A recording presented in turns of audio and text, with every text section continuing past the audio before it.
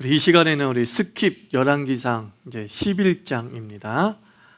인생은 우리 끝으로 전부를 말한다 라는 제목으로 열왕기상 11장을 살펴봅니다. 인생은 끝으로 전부를 말한다. 자, 이제 열왕기상 11장은 이제 솔로몬에 대한 이야기가 대단원의 막을 이제 내리고 있습니다. 먼저 1절부터 8절은 다 자기 책임임을 강조하고 있는 말씀이에요. 부제를 붙인다면 이거죠. 유혹에 빠진 것이 아니라 책임을 지지 못한 것이다, 이렇게 말씀드리고 싶어요. 유혹에 빠진 것이 아니라 책임을 지지 못한 거다. 한번 8절까지 쭉 읽어볼까요? 시작. 솔로몬 왕이 바로의 딸 외에 이방의 많은 여인을 사랑하였으니 곧 모압과 암몬과 에돔과 시돈과 헷 여인이라. 여호와께서 일찍이 이 여러 백성에 대하여 이스라엘 자손에게 말씀하시기를 너희는 그들과 서로 통혼하지 말며 그들도 너희와 서로 통혼하게 하지 말라.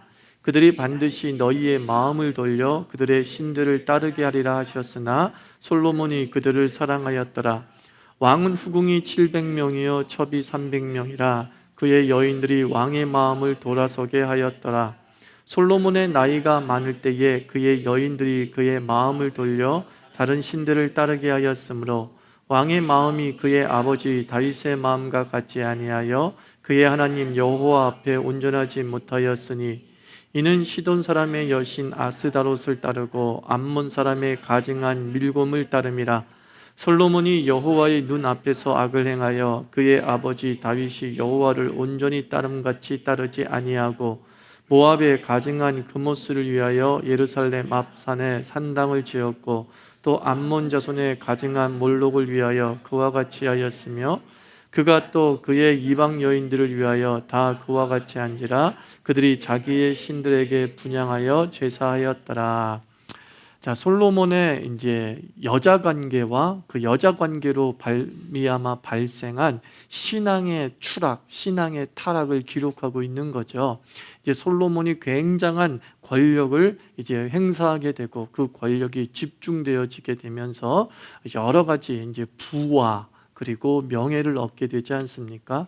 그러면서 또한 그의 삶 속에서 나타난 전제 왕들의 특징과 똑같은 것 중에 하나가 이제 많은 여인을 거느렸다는 거예요. 그래서 말씀을 보면 후궁이 700명이다 그랬습니다. 그래서 후궁이라는 것은 이제 왕비죠, 또는 왕비급이다라고 얘기하면 되겠습니다. 정식으로 결혼하여서 왕비의 대우를 받고 있는 사람들이 700명이고 또 첩, 이것은 우리 조선시대 빈에 해당되겠죠.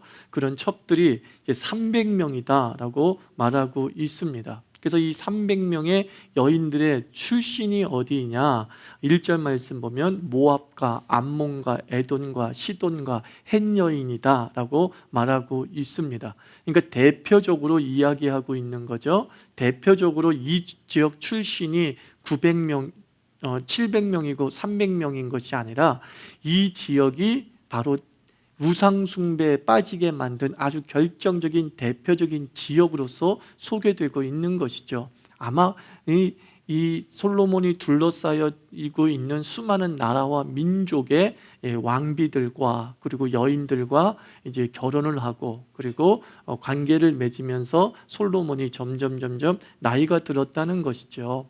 그러면서 이 여인들이 어떻게 했냐면은 이 여인들이 솔로몬에게 시집 와서 솔로몬의 법도를 따르고 이스라엘의 신앙을 따르지 아니했다라는 것을 알 수 있죠. 그래서 솔로몬이 이제 나이가 많을 때에 4절 말씀 보면 나이가 많을 때에 이 여인들이 비로소 솔로몬을 공략합니다. 여보 나 이런 신 섬기고 싶어. 내가 고향에서 이런 신을 섬겼는데 너무나 그리워. 나에게 그 신을 섬기게 해줘. 그러니까 솔로몬이 그래 그 신을 섬겨 라고 말을 합니다. 그러면서 점점 이스라엘 전체가 어떻게 되었느냐 하면은 우상 숭배로 가득한 땅이 돼버리고 말았고, 그리고 솔로몬 자신도 하나님 앞에 경고를 받죠. 네가 너희 아버지 다윗 것처럼 온전하게 살지 못했다라고 하는 경고를 받게 됩니다. 자, 여기서 이러한 내용을 통해서 이제 살펴볼 것은 이제 여기서 세 개의 대표적인 신들이 소개되고 있죠. 5절과 7절에 보면 이제 가나안 사람들은 아스다롯을 가지고 왔다. 여신이죠. 나중에 아세라, 이게 다 같은 신을 이야기하고 있습니다. 모압 사람은 그모스를 데리고 왔다고 하고, 암몬 사람은 몰렉 또는 밀곰이라고 하는 신을 데리고 왔다, 이렇게 이야기하고 있습니다. 근데 이 세 신이 이스라엘 주변부에서 가장 영향을 미치고 있었던 우상이었죠. 더 기가 막힌 사실은 이러한 그모스와 그리고 몰렉 제사와 이 아스다롯 제사를 어디에서 했냐면은 예루살렘 앞산에서 했다 그랬어요. 예루살렘 앞산이 어디냐면 감난산이에요. 감난산. 올리브산이나 올리브산. 예수님께서 기도하셨던 겟세마네 동산이 있는 그 감난산. 우리가 지난번 지형도를 봐서 알겠지만 성전에서 바로 감난산이 보여요, 안 보여요? 성전 동쪽 부분에서 딱 바라보면 올리브산이, 감람산이 그렇게 그대로 보인단 말이에요. 어디 숨어서 어디 조용하게 우상 숭배한 것이 아니라 대놓고 그 감람산에서 우상 숭배를 한 모습을 보이고 있어요. 근데 그 모습이 솔로몬이 다 어떻게 한 거래요?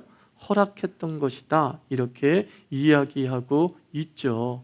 하나님에 대한 두려움이 없어진 솔로몬 시대의 모습을 보게 되는 거예요. 이럴 때쯤 되면은 누가 이 일에 대해서 브레이크를 걸어야겠습니까? 제사장들이 브레이크를 걸어야 되잖아요. 예루살렘에 다 모여있는 그 제사장들이 앞장서서 말도 안 되는 일을 하면서 브레이크를 걸었다고 한다면, 이렇게 공공연하게 성전에서 바로 보이는 그 감람산에서 그런 제사를 드리지는 않았을 것 아니겠습니까? 그러니까 우리는 이 상황에서 결론적으로 내릴 수 있는 판단은 제사장들조차도 어땠다는 거예요?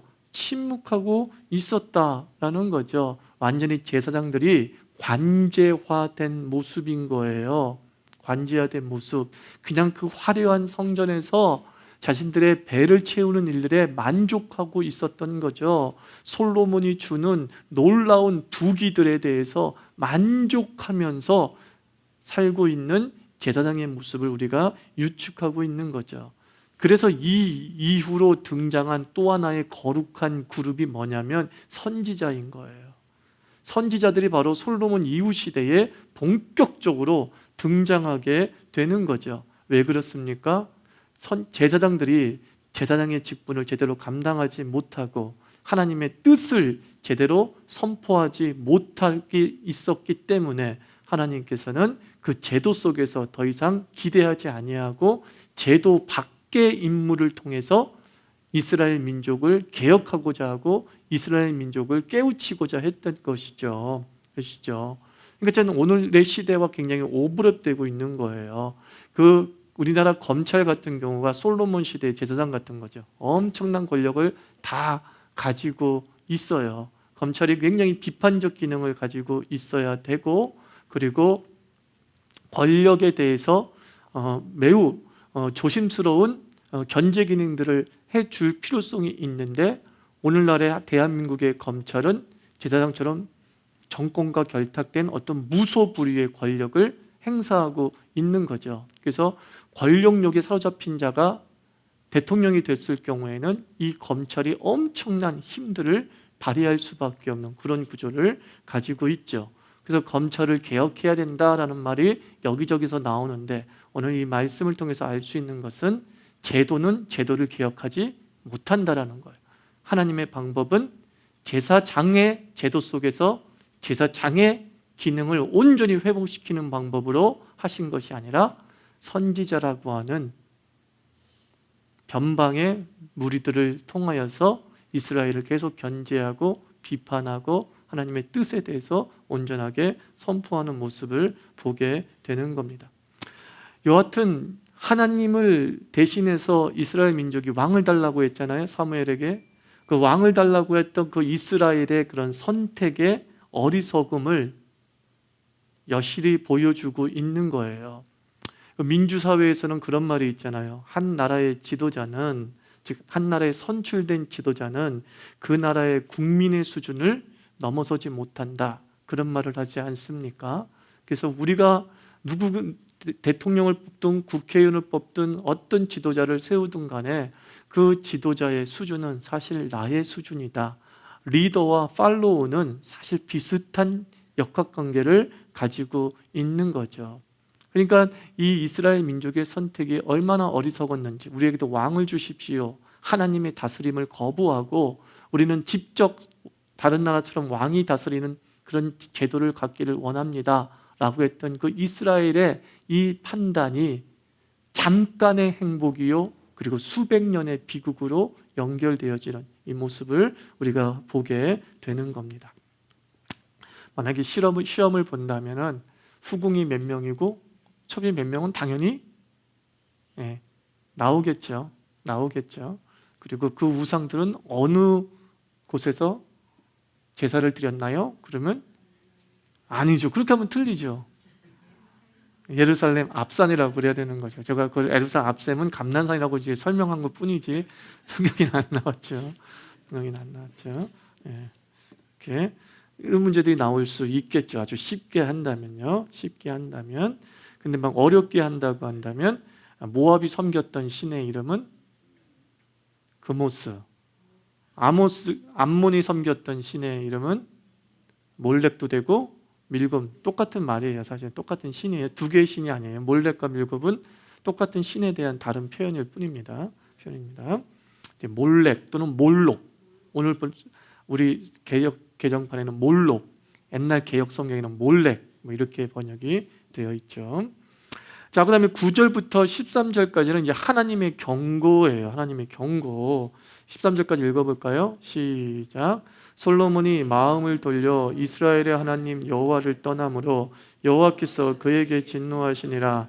여호와께서 일찍이 2번이나 그에게 나타나시고 이 일에 대하여 명령하사 다른 신을 따르지 말라 하였으나 그가 여호와의 명령을 지키지 않았으므로 여호와께서 솔로몬에게 말씀하시되 내게 이러한 일이 있었고 또 내가 내 언약과 내가 내게 명령한 법도를 지키지 아니하였으니 내가 반드시 이 나라를 내게서 빼앗아 내 신하에게 주리라.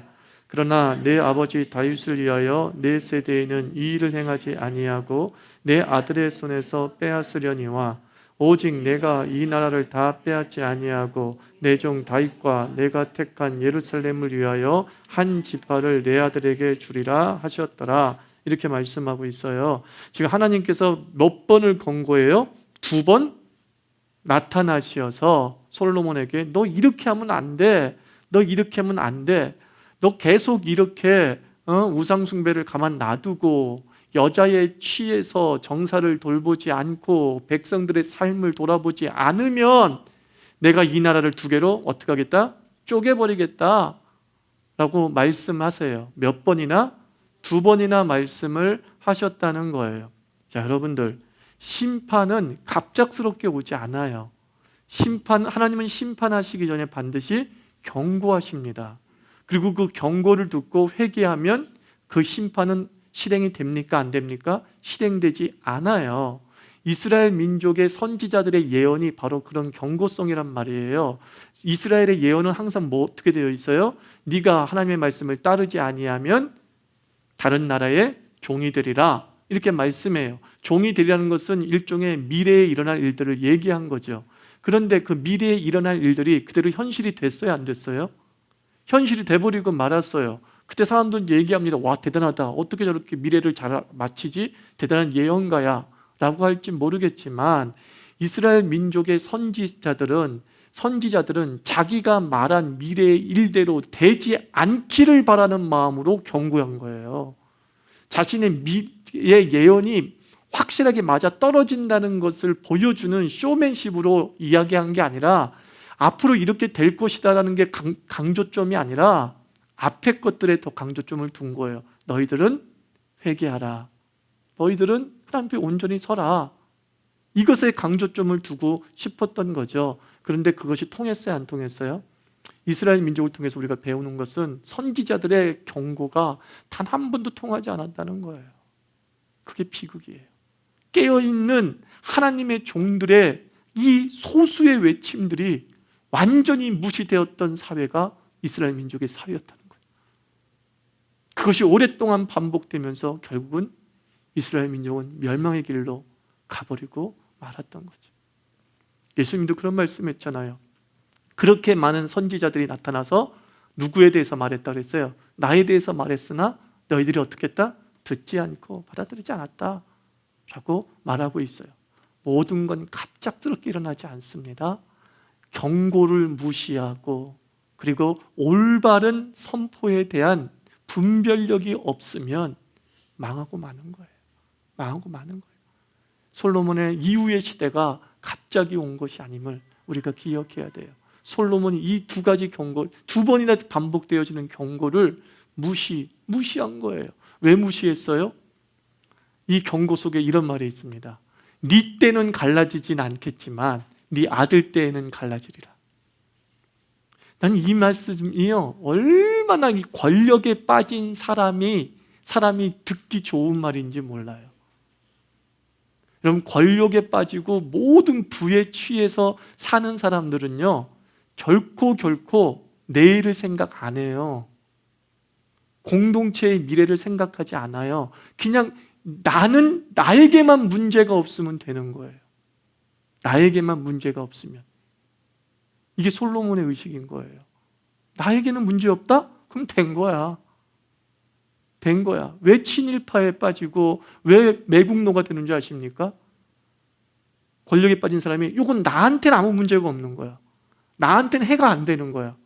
나한테 해가 안 되기 때문에 자기의 삶을 바꿀 필요가 없는 거예요. 바꿀 필요가 없는 거예요. 솔로몬이 어떻게 보면 전제적 왕권의 패단을 전형적으로 보여주고 있는 사람의 모습이에요. 모든 권력을 가진 자가 과연 나라를 위하느냐? 결코 아니다라는 거예요. 권력이 독점되어진 곳에서는 나라를 위한 행위가 절대 나오지 않아요. 권력이 독점된 지역에서, 그 지대에서 일어나는 일들은 뭐냐면 그 권력이 보존되는 쪽에만 신경을 써요. 난 지금 이 권력 취해서 살면 그만이야. 요것이 안 깨지면 나는 아무 문제도 없어 라고 생각하는 거예요. 거기서 이완용 같은 매국노가 나온 거예요. 내가 이 일본에게 나라를 팔아도 내 권력은 보존되거든. 이게 확실한 계산이 떨어졌거든. 그러니까 매국하는 거예요. 나라 파는 거예요. 그래서 다시 여러분, 애국자는 권력에서 나오지 않아요. 이거 우리 믿어야 돼요. 이 시민들이 깨어 있어야 되는 거예요. 권력은 절대로 애국자는 권력에서 나올 수가 없어요. 지나친 권력을 가지고 있는 쪽에는 애국자가 없는 거예요. 그들에게 기대도 하지 마세요. 그 민주사회는 어떻게 됩니까? 민주사회는 국민 한 사람 한 사람이 권력의 능력을 행사해야 되는 거예요. 그래서 권력의 능력을 행사해서 그 권력이 4천만 명, 5천만 명에게 1대1, n분의 1로 정당하게 돌아가야 되는데 n분의 1이 아니라 어떤 소수의 사람들에게 그 권력이 독점되고 중앙화되고 있다고 한다면 그 부분에 대해서 명확하게 얘기해야 돼요. 그거 우리한테 돌려줘. n분의 1로 나눠. 이게 민주사회예요. 이게 민주사회. 근데 그 기능을 우리가 제대로 감당 못하면 누구와 똑같은 거냐면 솔로몬 시대 제사장과 다름이 없는 거죠. 지금 나도 좋거든. 지금 난 너무 행복하거든. 그 은이 널려 있고 금이 널려 있는데 그 뭐가 문제야? 저기 앞에서 제사를 드리든 말든 은과 금은 널려 있는데 그러다가 그 은과 금이 어떻게 됐어요? 40년밖에 못 갔어요. 그리고 500년 가까이 참 비참하게 이스라엘 사람이 살았어요. 역사에서 한 번도 주인공이 되지 못했어요. 솔로몬 이후에. 끝없이 빼앗기고 힘들고 어렵게 살았던 거예요. 이 모습을 진짜 클래식이라는 게 오래된 미래다라고 하는 것처럼 성경도 클래식이잖아요. 고전이잖아요. 오래된 미래. 너무 수천 년 전의 이야기인데 수천 년 뒤의 이야기를 이미 하고 있다. 그런 의미에서 오래된 미래다라고 얘기하잖아요. 그 성경을 읽으면 막 현실이 분석이 되더래요. 옛날엔 그랬구가 아니라 어떻게 지금하고 똑같지? 이러는 거예요. 그리고 지금처럼 우리가 성경처럼 똑같이 살면 우리는 어떻게 돼요? 성경에처럼 똑같이 멸망하는 거예요. 빌어먹고 사는 거야. 이스라엘의 역사가 우리 속에 답습되면 우리는 이스라엘처럼 이 분단된 상태에서 평생 역사의 주인이 되지 못한 상태에서 300~400년을 살아버리는 거예요. 기가 막히게 비극이잖아요. 안타까운 비극이죠. 그런 일들이 재발되지 않도록. 그래서 경고한다는 것, 이거 경고를 주의 깊게 들어야 돼요. 그러면서 우리가 솔로몬이 이 여인들과 함께 살고 우상 숭배를 한 것들이 실수인가? 나는 실수라고 보지 않아요. 실수와 의도를 좀 우리가 구분해야 돼요. 솔로몬이 말년에 여자의 유혹에 빠져서 저렇게 됐구나. 똑똑하고 지혜로운 사람이 어떻게 저렇게 순간 여자 유혹에 빠져가지고 이렇게 될 수 있나? 그러면서 이제 여자가 뭐가 돼요? 마녀가 되고 마귀가 되고 꽃뱀이 되는 거죠. 지금의 모든 정책의 실패는 솔로몬에게 있는 게 아니라 누구에게 있는 거야? 솔로몬을 유혹한 여자에게 있다. 이렇게 해석할 여지가 충분히 우리들에게도 있잖아요. 그렇게 해석되어져 왔고, 실수와 의도를 한번, 이게 한 번의 실수인가 아니면 의도였는가를 구분하는 법은 이거예요. 회개가 있느냐예요. 회개. 의도하고 반복했던 사람은 인정하지 않을 뿐만 아니라 회개하지 않는 경향이 거의예요. 솔로몬이 이 부분에 대해서 회개했어야 안 했어요? 2번의 경고가 있음에도 불구하고 성경 어디에도 솔로몬이 회개했다는 부분 없어요. 성경 어디에도 내가 주께 범죄했다는 부분이 없어요. 그러니까 그의 이 우상숭배와 그리고 수많은 여인들 때문에 벌어진 우상숭배는 솔로몬의 뭐예요? 사실은 본심인 거예요. 솔로몬의 의도였던 거예요. 그 죄성의 의도가 작용을 한 것이죠. 그러나 또 하나 여기서 생각해야 될 것은 실수라고 하더라도 누구나 실수는 있을 수 있잖아요. 누구나 정말 의도하지 않는 유혹에 죄인이기 때문에 빠질 수는 있지 않습니까? 근데 그 실수가 발견되지 않고 오래 가면 그게 의도가 돼버려요. 이해되십니까? 실수가 발견되지 않았어. 그래서 회개할 필요도 없고 내가 잘못했다고 인정할 필요도 없어. 그래서 그 사람은 계속 숨겨. 그 실수를 계속 숨기는 가운데 결국 그 실수는 의도가 돼버리고 마는 거예요. 그게 정말 실수였다면 그 사람은 누가 그 사실을 폭로하지 않더라도 어떻게 해야 되죠? 돌아서야죠. 회개해야죠. 끊어야죠. 근데 실수로 누군가를 사랑하고 누군가 바람 펴가지고 같이 지내게 됐어. 근데 계속 양심의 가책은 느끼는데 누구도 이 사실을 모르는 것 같아. 그러면서 두 집 살림한 지 10년이 됐어. 그러면 그건 더 이상 실수가 아닌 거예요. 의도인 거예요. 누구에게 책임 돌리면 안 되는 거예요. 그러니까 우리가 이 실수와 의도를 명확하게 구분해서 우리 주변에서 지도자의 어떤 무책임한 행위에 대해서 그것이 실수인지 의도인지에 대해서 명확하게 판단을 좀 내리는 기준이 이겁니다. 회개가 있느냐, 그리고 빠른 시간 내에 인정을 하고 있느냐라는 거예요.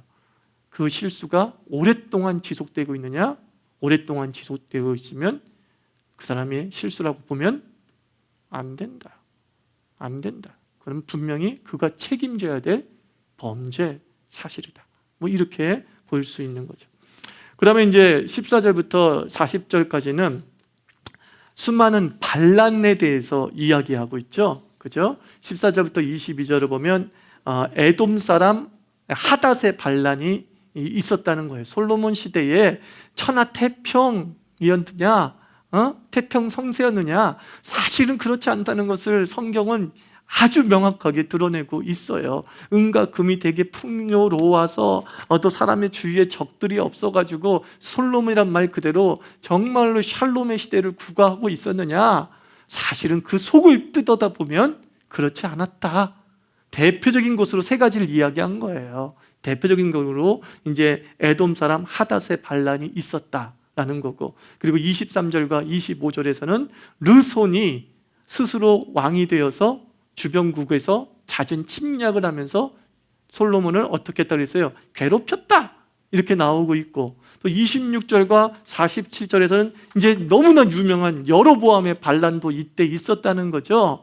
26절과 40절에서 여로보암은 어떤 존재였냐면 매우 탁월한 관료예요. 탁월한 관료, 솔로몬에게 인정을 받았던 관료예요. 관료. 그런데 이 솔로몬에게 인정을 받았던 이 관료가 솔로몬 재임 기간에 사실은 반란을 일으켜요. 반란을.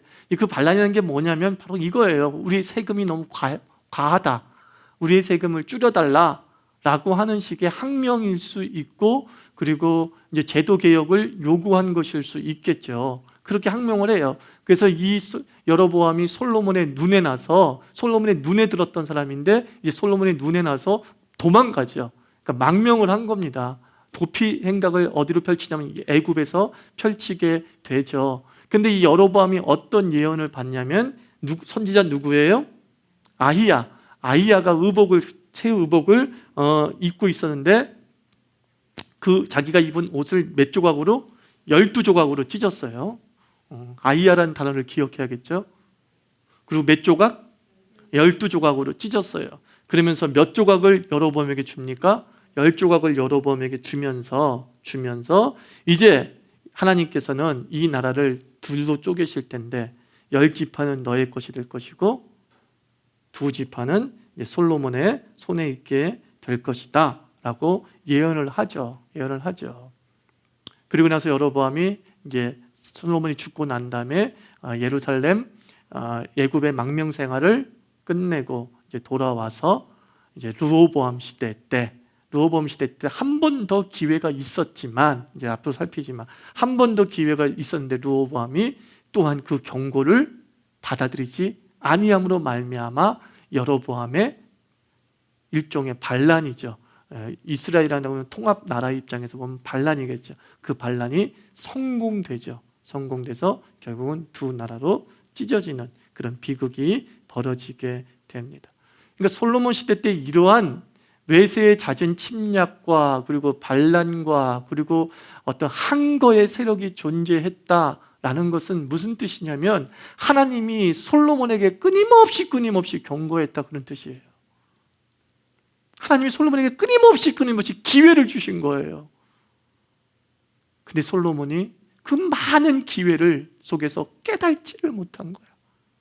마치 옛날에 철회장막, 주계장막 이런 것처럼 무엇인가에 둘러싸여서, 자기 교만에 둘러싸일 수도 있는 거고, 그리고 자기 사람들의 간신들에게 둘러싸여서 있을 수도 있는 거고, 그리고 자신의 권력욕에 둘러싸여서 있을 수도 있는 거겠죠. 이 여러 가지 것들을 듣지 못해서 비극적인 나라가 돼버리고 만 거예요. 그래서 이 솔로몬의 모습들, 우리가 솔로몬의 한 개인의 어떤 역량을 가지고 보면은 굉장히 닮고 싶은 사람이고, 솔로몬의 지혜를 주시옵소서, 우리 아들에게 솔로몬의 똑똑함을 주시옵소서, 이렇게 기도는 하지만 솔로몬의 전반적인 인생의 스토리를 가지고서 그 사람이 하나님의 뜻에 부합한 사람이었느냐라고 얘기할 때에 성경조차도 솔로몬이 하나님의 사람, 하나님의 메시아적 성격을 가진 사람으로 묘사되지는 않잖아요. 도리어 오직 다윗만이 하나님의 사람이고 하나님의 사명자로서의 모델로 제시되고 있죠. 가장 화려하고 가장 영광스러운 시대를 산 왕이지만 하나님 입장에서는 그 시대를 도리어 꿈꾸지 않고 있다는 거예요. 그러니까 우리의 기도가 되게 중요하죠. 솔로몬이 가지고 있는 지혜가 있으면 참 좋아요. 근데 솔로몬 같은 사람이 대결을 하면은 그 성경을 모르고도 너무 모르게 읽은 거예요. 그러니까는 좋은 것만 뽑아서 읽어야 돼요. 바울 같은 사람이 되게 주시옵소서 기도하면 여러분 큰일 나요. 왜 그런지 아십니까? 바울이 대머리거든요. 내 아들 대머리 되고 이번에요? 그러니까 성경을 잘 읽어나가면서 하나님의 사람 속에 있는 그래서 허물이 없는 사람이 없기 때문에 그 허물은 빼면서 가장 좋고 장점적인 것을 가지고서 이렇게 기도하는 게 좋은 것 같아요. 근데 그냥 하나의 그걸 딱 제시해버려서 바울 같은, 베드로 같은 이라고 기도하다가는 우리의 기도에 그 추상성과 두리뭉실 때문에 하나님께서 그래? 바울 같으면 되는 거니? 바울 같으면 되는 거야? 네, 바울 같으면 돼요. 알았어. 그런데 대머리야. 비극적인 것이죠. 자, 그래서 이제 41절과 43절 한번 읽어볼까요? 시작. 솔로몬의 남은 사적과 그의 행한 모든 일과 그의 지혜는 솔로몬의 실록에 기록되지 아니하였느냐? 솔로몬이 예루살렘에서 온 이스라엘을 다스린 날수가 40년이라. 솔로몬이 그의 조상들과 함께 자매 그의 아버지 다윗의 성읍에 장사되고 그의 아들 스로보암이 대신하여 왕이 되니라. 이렇게 얘기합니다. 성경의 기록이 이런 기록이라고 그랬죠. 다윗의 길로 행하였더라, 행하지 아니하였더라라는 것을 통하여서 그 왕이 얼마나 하나님의 뜻에 부합되어지고 그리고 이스라엘 민족, 이스라엘이란 국가의 좋은 왕이었는지를 평가한다 그랬잖아요. 자, 열왕기상의 기록이 그런 식으로 기록이 되어져 있는데, 자, 솔로몬의 그 위대한 왕 솔로몬이 마지막을 기록하는 내용 속에 다윗의 길로 행하였더라는 말이 기록도 안 되어져 있어요. 성군인 줄 알았는데 기록되지 않았어요. 근데 폭군도 아니야. 다윗의 길로 행하지 아니었다는 말도 하지 않아. 정말 애매모호하죠. 그러나 이 역사적 사적에는 기록되어져 있지 않지만 우리가 오늘 읽었던 말씀 중간에 나오잖아요. 자기 아버지 다윗의 길로 행하지 아니했다고 분명히 얘기해요. 그래서 이 솔로몬의 행적의 마지막은 다윗의 길로 행하지 아니하였다. 즉 성경의 기록은, 성경의 의미는 이겁니다. 솔로몬은 하나님 앞에 적합하지 않은 왕이었다.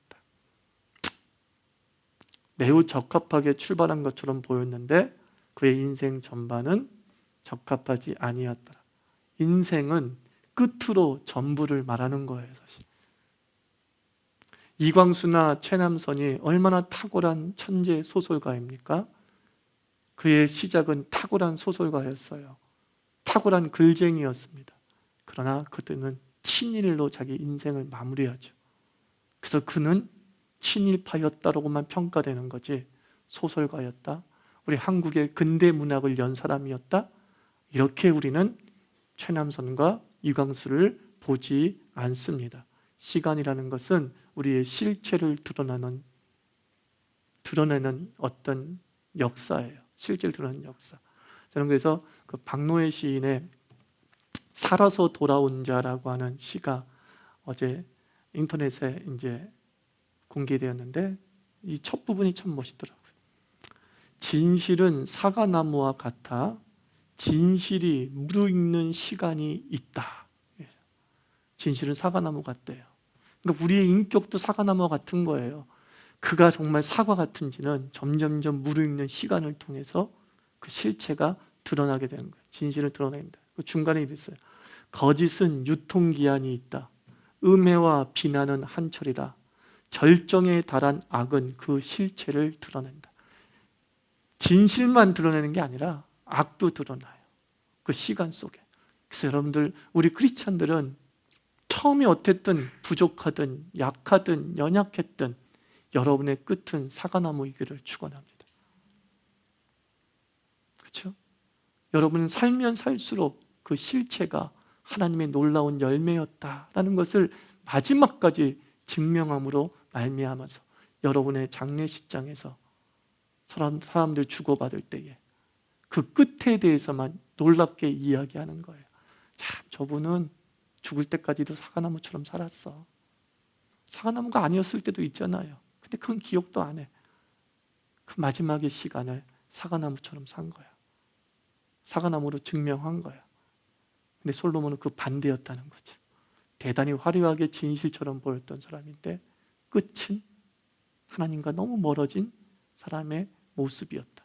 그리고 성경은 그 끝의 모습을 솔로몬이다, 사실은 이렇게 이야기하고 있다라는 것을 생각해 보시기 바랍니다.